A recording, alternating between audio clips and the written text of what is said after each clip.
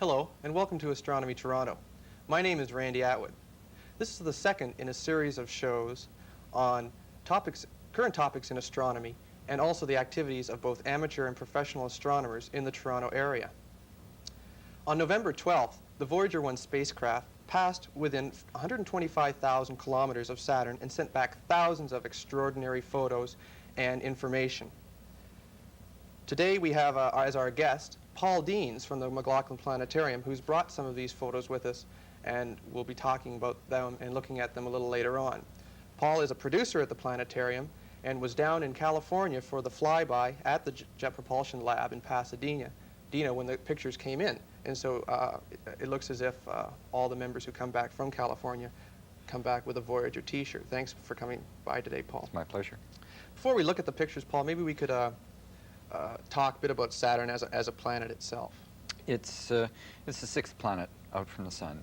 It was the last one known by the ancient astronomers, and it has been known for thousands of years. The reason being, you can see it with your eye. You can watch it slowly wander among the stars. Well, when were the rings first seen? They were not observed until the telescope was invented, and so that places it around 1610, so that Galileo, in his small telescope, first saw these strange things around Saturn. Later on, it was realized that they were rings. But the telescope does have its limitations, doesn't it? Yes, it does. Even the large telescopes that professional astronomers use are limited by the Earth's atmosphere. It's a very shaky image. You can't see fine detail. You can only see a general detail on Saturn and with the rings themselves. But through an amateur telescope, what would Saturn look like? Even through the smallest telescopes, you can still see a globe and the rings surrounding it, and usually you can see that the rings are not one solid mass. They're split into two, separated by a dark gap known as Cassini's division. Okay, we have some pictures of Saturn taken through a telescope. Maybe if we could look at those, we'll be able to see that these images aren't really that clear, but you can see some divisions in the ring. So if we can go to those slides now. We'll be seeing, there's one that's taken through a telescope. You can see the dark band in the middle is Cassini's division. What were the Voyager scientists looking forward to discovering about the rings? They were hoping to learn more about the rings themselves, the size of the rings, the composition of the rings, what the particles did in orbit around Saturn, and as well, they wanted to learn more about some of the different moons going around Saturn, of which there are many, and of course learn more about the planet itself, because it is a very unique planet. What did they think before the mission the rings were made of? They were fairly certain that they were chunks of rock or ice-covered rock. The size was really unknown. It could have been anywhere from as large as a house down to your finger size. But other than that, it was very poorly understood, the ring system. Well, to find out more about Saturn, in 1977, the Voyager 1 and 2 spacecraft were sent towards the planet. Each took a few years to get there. Like several other missions that NASA has sent to the inner planets, they were looking to answer questions, but also the earlier missions caused more questions to be asked. Voyager 1 was to fly by Jupiter and Saturn, and then after Voyager 2 went by Jupiter and Saturn, they were to go to Uranus and then Neptune. That's right. Voyager was actually a makeup for what's called the Grand Tour, in which they hoped to get to those four outer planets. And of course, the first stop along the Grand Tour had to be Jupiter. Right. Well, we have some pictures of the Voyager spacecraft. Maybe we could look at those, and we'll be able to see what the spacecraft looked like, but also some pictures that it took at Jupiter. This is the Voyager 1 crest. In the middle, you can see the planet Jupiter, and on the left, we can see Saturn, and on the right is the spacecraft. Here's a mock-up of the spacecraft. It weighs 800 kilograms. The large white dish in the center is the antenna, which sends the information back to Earth. Here are the cameras. They're on a platform which scans up and down, left and right, and it consists of a wide-angle and telephoto camera, and it also sees in the infrared and ultraviolet. This is a record that's on the spacecraft. After the 4-year mission is over, Voyager 1 will leave the solar system and head out for the stars. Here's a picture of Voyager 1 lifting off. If another civilization finds Voyager 10,000, 20,000, even a million years from now, they'll be able to listen to the record and look at the pictures that are on it. You see the large booms extending out and the cameras. Voyager 1's first target was Jupiter, and you can see that it's an unusual planet. Jupiter is a gas giant, which means when you look at it, such as with this photograph, you're seeing the cloud structure, not solid surface. You can see the red spot off to the left with 2 of Jupiter's 4 largest moons in the photograph. The red spot is still not known for certain as to why it's red, but it is a large cloud structure. The white spot to the lower part, a little bit smaller. And one of the moons, Io, the most unusual moon known, simply because it was discovered to have volcanic activity. It's spewing out large amounts of sulfur into the Ionian atmosphere. Well, the pictures of Saturn show different divisions in the ring. Maybe with this picture we can look at the different types of rings that we'll be referring to later on. Right. This is just a general view, and it's basically what we could see from Earth. To the outer extreme is the A ring. The large gap is Cassini's division. The central bright ring that is very visible, even in small telescopes, is the B ring. And inside that, much harder to see, is the C ring.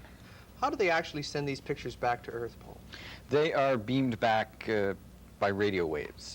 The camera takes the photograph on board Voyager, and it's converted into little bits with varying degrees of brightness and darkness, all the way from 0 for very bright to 256 for very dark. And they're sent back and computer processed on the Earth, put back together so that you have a black and white photograph of Jupiter or Saturn. To get the color views that we all like to see, you have to take 3 photographs through different filters, then recombine them all and do a little bit of color balancing, and you have a color. And in fact, you can see this on the first slide that we have of our Saturn sequence as seen by Voyager 1 this November. It's a color view, and it combines all 3 of these properties, the 3 different filters. Okay, well, let's look at the slides that you've brought us. We'll be able to talk about what they actually did see. Here's Saturn as Voyager just approached. That's right. This is an October shot, about a month before close encounter. You can see some detail in the planet. You can see some structure in the clouds. Again, it's a cloudy world, much like Jupiter, so it's not a solid surface at all. However, it's also not as bright in the cloud structure as Jupiter was. There's a lot of haze in Saturn's upper atmosphere, and that tends to hide cloud features. And as we'll see later on, there had to be a lot of computer enhancements before they could actually see detailed structure in those cloudy bands. The rings, of course, were something that people wanted to learn more about. One of the first things that they found with regard to the rings is the fact that there were strange little dark areas in the middle of the rings known as spokes. These were discovered very, very early on, and they rotated with the rings, which was very unusual. I had a hard time figuring out what they were, and they're still not certain as to exactly what they are. The idea is that they're probably very, very small particles that are suspended or held above the ring plane by either Saturn's magnetic field or its electrical field. It's an unusual thing, and that's something that Voyager 2 in August is going to look at very, very closely. I should mention that these little dots that you see on the picture are for calibration of the picture, and they're not actually on the planet or the rings. That's correct. Later on, there are a couple of glaring, huge black dots that you see, and they're nothing to do with either the rings or the planet or the satellites. But that's Cassini's division there, isn't it? That's right. The large black gap is Cassini's. It was thought that this was to be empty. There's nothing in there. That's correct. A previous spacecraft that was sent was going to go right through the middle of that black gap, and it turns out that would have been quite a disaster. You can see the A ring off to the left of the dark gap and the B ring off to the right. We're getting now much closer. You can begin to see a lot of detail in the rings, detail that's totally unavailable from Earth. And the rings actually start to break up into, in this photograph, what looks like maybe 100 or so little ringlets. But the biggest surprise was, as we'll see a little later, that there's even more detail and structure in the rings than was ever suspected. The spacecraft looked at the rings from different angles, from above the rings as it was coming in, such as with this shot, and then it dipped below the rings. And when you look at them below the rings, you get a very strange perspective. What's bright here, note especially the B ring that is very bright just off to the right of Cassini, and that Cassini is dark. When we dip below the rings, you'll see things are reversed. I see. And the next slide shows that. The very bright sections off to the right are mostly Cassini, and the little bit of dark that you can see to the far right of the screen is the beginning of the B ring. There's a better shot of that a little bit later on. One thing I should mention, just the very thin ring out to the left is the F ring, which we'll look at in detail later on, and that was a strange sight indeed. Well, this ring was just discovered in 1979, wasn't it? That's right. It was found by a previous spacecraft, Pioneer 11, that also flew under the rings, and they realized that there was this strange little outer ring. By looking at the rings from above and below, scientists hope to get some idea as to the size of the rings, the particles, and how the rings worked. Here we see the B ring off to the left, the very dark areas, and the bright swaths are the C ring, which are very hard to see from the Earth, but as you can see from underneath the rings, the C ring turns out to be very bright. Now, what all this implies is that the B ring, the dark areas, are literally packed with particles. They're very close together, even though they're individual particles, whereas the C ring, because you're getting a lot of light bouncing down through the rings, the particles are very thin in that area. They're probably a lot smaller than those in the B and the A ring. You can see that in the C ring there is a lot of structure as well, and the dark gaps that are visible are probably really empty. They are empty, I see.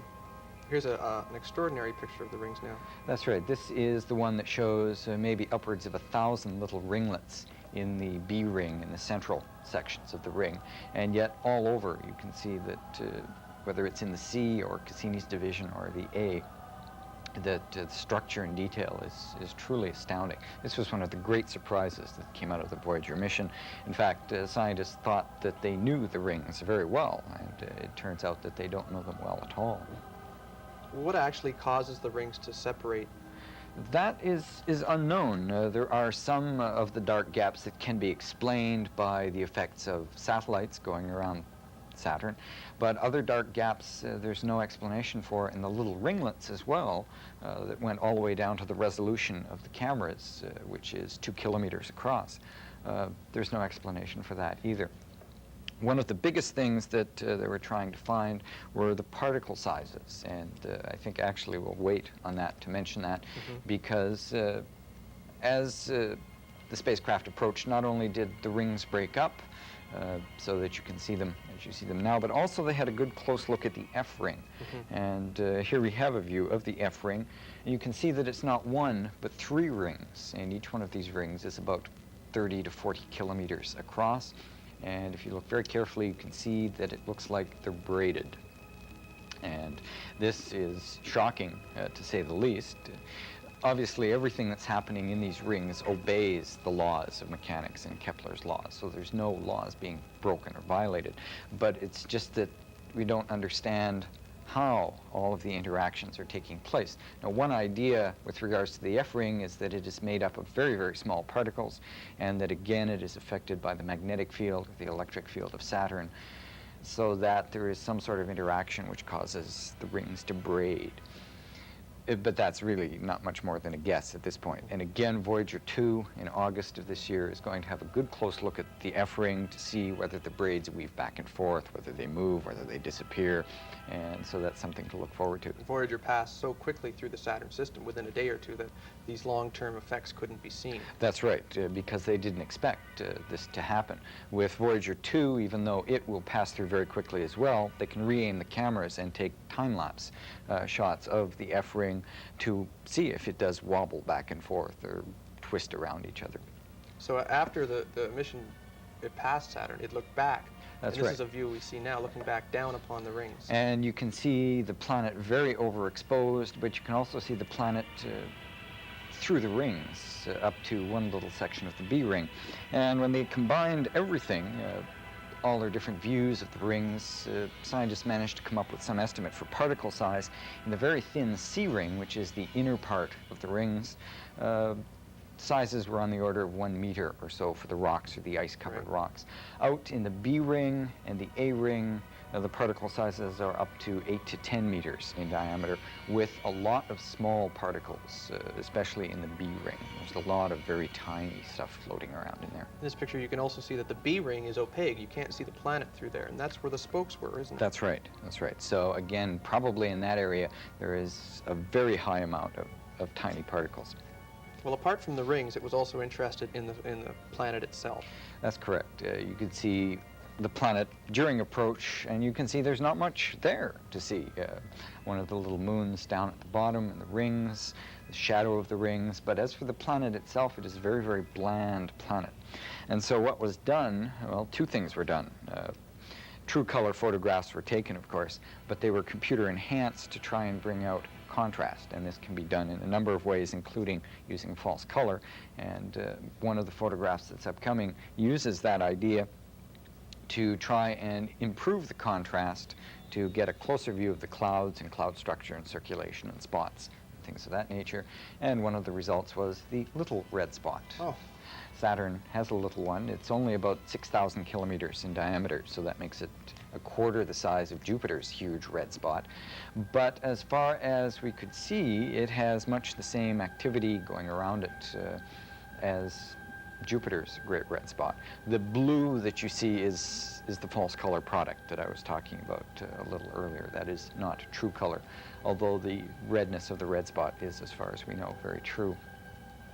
Using this false color, even with this shot, you can see a little bit more in the way of detail with different bands and belts in the clouds. And a true color shows that there are all sorts of strange wavy things that are happening, much the same as Jupiter, except because of the haze, again, it was very difficult to see without a lot of computer processing.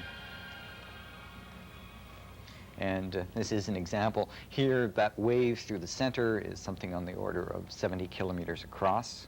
And again, what you're seeing are clouds. This is not a solid surface, and so it's cloud motion of one sort or another. Is that a donut up there on the left? That is actually dirt on the camera lens. Oh. Unfortunately, they couldn't devise a way to safely take lens cap off and on the Voyager camera, and so they left the camera open to space, and a little bit of dust has crept onto the camera lens, and it comes through as a donut that appears on a few of the other shots as well. One of the strangest things about Saturn are the wind speeds. On Jupiter, you have winds of up to 150 meters per second. Here on Saturn, especially right around the equator, you have winds of upwards of 500 meters per second, which is something on the order of 1,400 kilometers an hour. So they are certainly very, very gusty.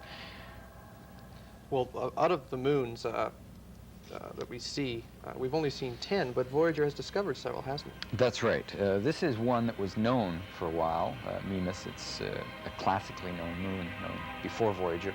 And you can see in the upper right-hand corner a huge impact crater. In fact, it looks vaguely reminiscent of the Death Star in a Star Wars movie. It's probably the largest crater that could have been formed on that object and still have the object survive. The crater walls are about 9 kilometers high, and the diameter of the crater is something on the order of 150 kilometers across, which is almost a third the size of the satellite itself. Everywhere else on Mimas, you can see craters all over the place, and that was a general feature of most of the moons of Saturn. They are generally very heavily cratered, and the craters stand out much like the craters do on our moon. And this is because although these moons are made of ice, the ice is very solid, and so when a rock impacts it, the crater stays rather than slumping down and gradually disappearing. Here's Dione, and it appears to be in front of Saturn. That's right. It is in transit across Saturn. You can see how almost perfectly circular this moon is, and other moons like it. You might note what looks like a little volcanic plume in the upper right-hand corner of Dione in the dark area. That is not, unfortunately. A little volcano?